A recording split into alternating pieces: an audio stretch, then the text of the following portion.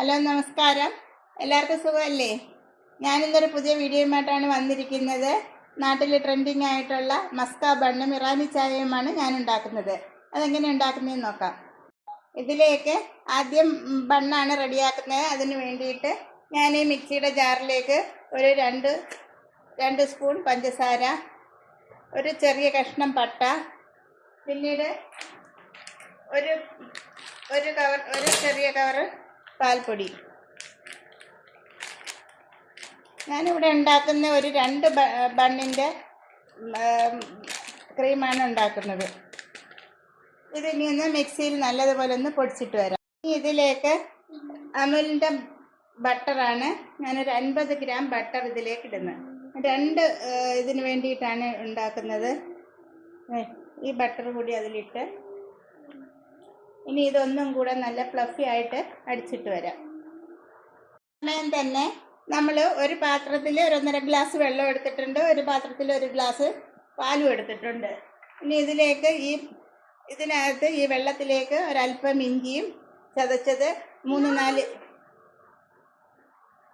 ഏലക്ക ചതച്ചത്, 2 ഗ്രാമ്പു, ഒരു കഷ്ണം പട്ട, ഇതെല്ലാം കൂടെ അതിലിട്ടിട്ടുണ്ട്. ഇനി അതിലേക്ക് 2 സ്പൂൺ പഞ്ചസാര, 2 സ്പൂൺ തേയില, 2 സ്പൂൺ പഞ്ചസാരയും ഇത്ര ഇട്ടിട്ടുണ്ട്. ഇനി ഇത് രണ്ടും തിളയ്ക്കാൻ വയ്ക്കാം. നല്ല ഫ്ലഫി ആയിട്ട് ഞാൻ അടിച്ചു വെച്ചിട്ടുണ്ട് ക്രീം, വേണ്ടില്ലേ. ഇനി നമുക്കിത് ബണ്ണിലോട്ട് വെച്ച് തേക്കാം. ഇതിന് വേണ്ടിയിട്ട് ഈ ബണ്ണ് ഇത് നമുക്കൊന്ന് മുറിക്കാം.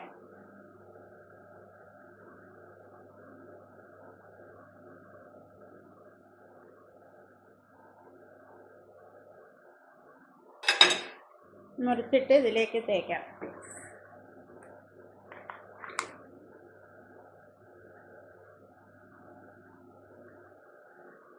ഇനി 2 സൈഡിലും നല്ലതുപോലെ തേച്ച് പിടിപ്പിക്കാം.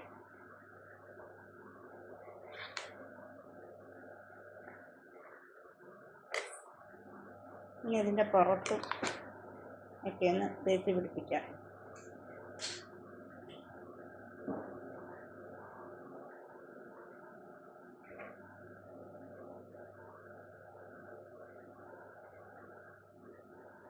എല്ലാ സൈഡിലും തേച്ച് പിടിപ്പിച്ചിട്ടുണ്ട്.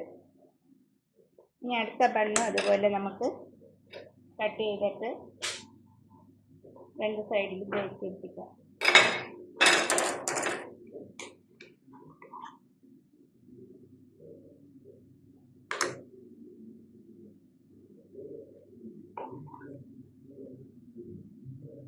നല്ലതുപോലെ തോന്നി ക്രീം വെച്ച് തേച്ച് ഇനി ഇതിലേക്ക് ഇതിൻ്റെ സൈഡിലും എല്ലാ സൈഡിലേക്കും ഇങ്ങനെ ഈ ക്രീം വെച്ച് തേച്ച് കൊടുപ്പിക്കാം.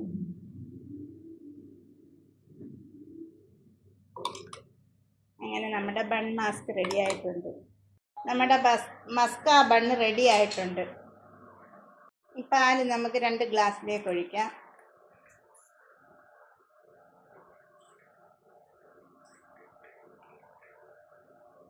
ഇനി അതിലേക്ക് നമ്മുടെ തേയില,